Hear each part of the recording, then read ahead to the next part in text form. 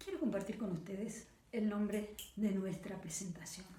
Contiene las 3 palabras más repetidas que hemos escuchado en estos últimos tiempos: incertidumbre, trauma, adaptación. De la incertidumbre pueden provenir crisis de ansiedad incoercibles o también ser el estímulo para resolver problemas que parecían insolubles. Del trauma puede surgir una patología severa como estrés postraumático, o bien el descubrimiento de una resiliencia desconocida. Por último, la adaptación puede ser una conducta rígida que nos agobie y nos aísle, o también puede ser la búsqueda de un equilibrio que nos permita la paz. En esta época en la que priman los números, las estadísticas, las tasas, podemos pensar de una manera muy simple a las personas y etiquetarlas con un diagnóstico rápido, manual. Pero la verdad es que las personas son únicas, son fruto de su biología, de su historia, de sus circunstancias. Y cuando vienen a nosotros, tenemos que encararlos desde esa óptica múltiple para poder tomar conciencia de quiénes pueden padecer en su salud mental en la pandemia. Bueno, en principio se enfermarán los más vulnerables, dependiendo de la predisposición genética y de los factores ambientales y de las circunstancias puntuales que en este periodo les toque vivir. Podrán desarrollar patologías tan severas como el trastorno por estrés postraumático o el trastorno por estrés agudo, o descompensaciones psicóticas de patologías preexistentes. Otros tendrán trastornos adaptativos o recurrirán a sustancias, iniciando el tortuoso camino de las adicciones. Es interesante profundizar en las posibles manifestaciones psiquiátricas del COVID-19, secundarias a la inflamación del sistema nervioso central, por ejemplo, la psicosis por encefalitis o encefalomielitis, el síndrome de Guillain-Barré o el delirio. Finalmente, las personas sanas también pueden sufrir algunas reacciones emocionales extremas ante situaciones anormales que pueden confundirse con cuadros psicopatológicos. Bien, pero ¿por qué se enferman? Pandemia. El ser humano tiene importantes recursos defensivos y capacidades adaptativas ante estas situaciones desde el punto de vista psicológico y social.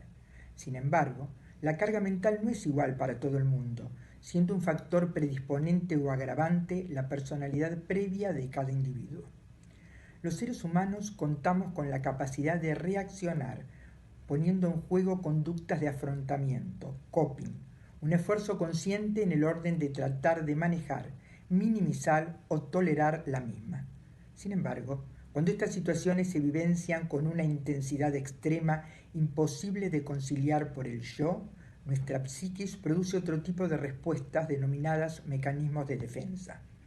Son procesos mentales inconscientes que minimizan o distorsionan experiencias para que sean más aceptables y permitan afrontar la realidad, pero que pueden devenir patológicas cuando su uso persistente conduce a un comportamiento inadaptado.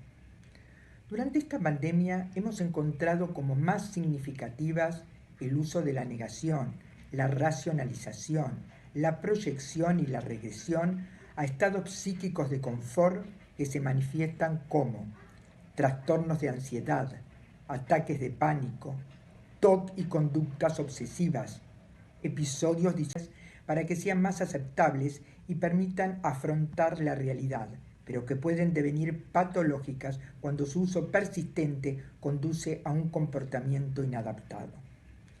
Durante esta pandemia hemos encontrado como más significativas el uso de la negación, la racionalización, la proyección y la regresión a estados psíquicos de confort que se manifiestan como trastornos de ansiedad, ataques de pánico, TOC y conductas obsesivas, episodios disociativos, descompensaciones, acting, autolesiones, abuso de sustancias, teorías conspirativas a partir de la incertidumbre, hipomanías y depresiones, suicidios, violencia doméstica.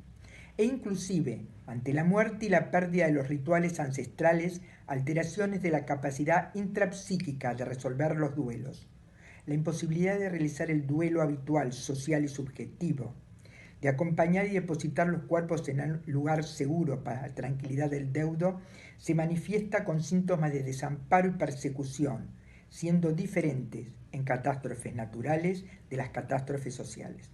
Para finalizar, toda la sabiduría humana está resumida en 2 palabras: confiar y esperar.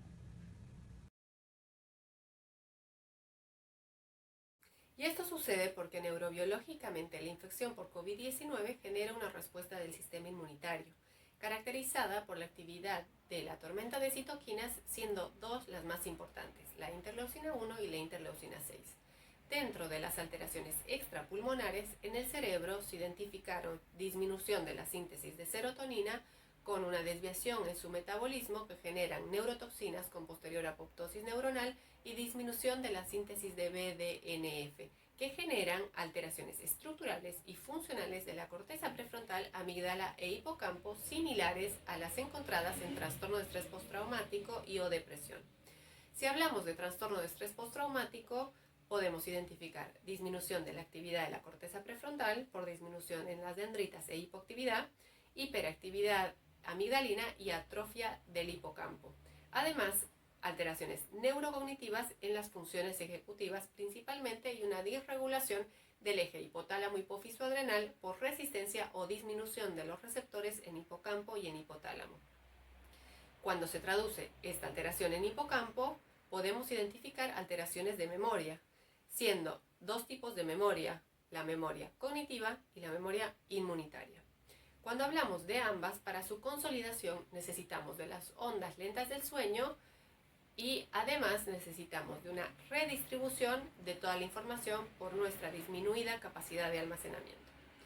Cuando tenemos que redistribuir la información de la memoria cognitiva, estas pasan de los circuitos hipocampales hacia las cortezas a largo plazo, y desde la memoria inmunitaria hablamos de la redistribución del circuito de reconocimiento antígeno-anticuerpo hacia los linfocitos T y B que posteriormente la van a utilizar. Tomando en cuenta el sistema nervioso como un soma corporal en interacción bidireccional con el entorno, ponemos en marcha nuestros mecanismos adaptativos, teniendo en cuenta que para estos requerimos de neuroplasticidad, de sensores aferentes que nos permiten identificar lo que pasa en el exterior, de la actividad del sistema nervioso autónomo que nos genera una homeostasis corporal y de la actividad de la ínsula, que es el que sensa o el que testea la emocionalidad corporal, terminando con la interacción entre la corteza insular y la conciencia, siendo la corteza insular la que traduce lo que recibe del exterior hacia la conciencia, otorgándole valores de agrado o de desagrado, siendo los valores de agrado de goce o desagrado. Las reacciones a ambientes impredecibles pueden disparar la respuesta ante el estrés, aumentando los niveles de ansiedad. Esto dice Seidler.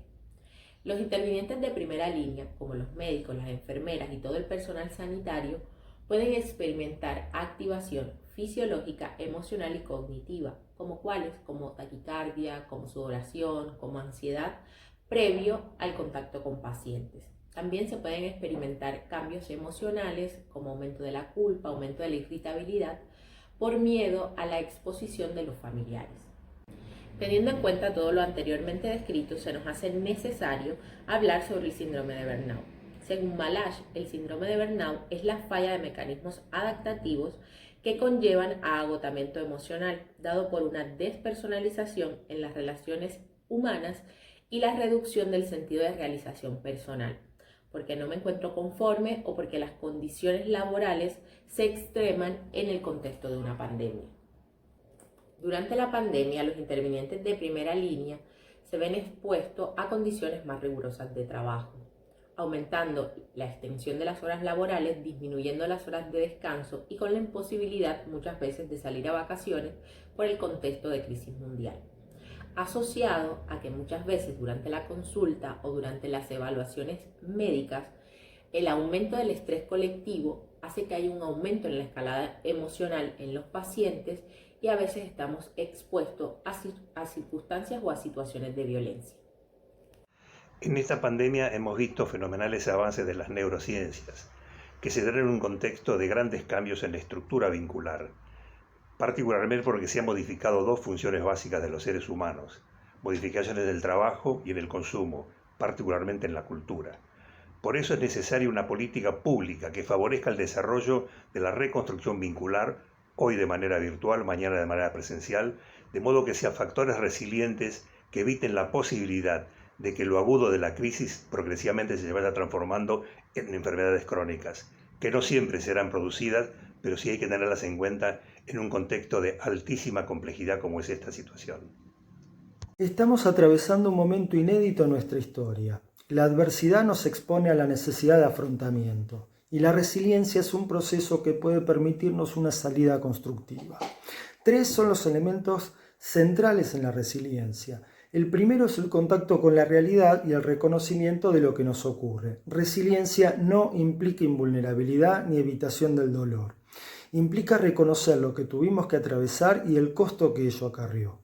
El segundo elemento es la búsqueda de alternativas creativas. Justamente allí donde parece que no hay salida, nuevas acciones pueden permitirnos una salida y una nueva oportunidad. Por ejemplo, la tecnología permitió a muchas personas profundizar vínculos en el mismo escenario donde parecía que el aislamiento físico las vulneraría. El tercer elemento se relaciona con que nuestra tolerancia y afrontamiento depende en gran medida del sentido y significado que otorguemos a nuestras acciones, tanto en el momento actual a través, por ejemplo, de acciones solidarias y de acompañamiento de nuestros afectos, como así también hacia el futuro, por ejemplo, considerando afrontar esta situación de modo tal que nos permita generar aprendizajes que se transmitan como legado a las futuras generaciones. La resiliencia nos transforma, no somos los mismos luego de haber atravesado una adversidad.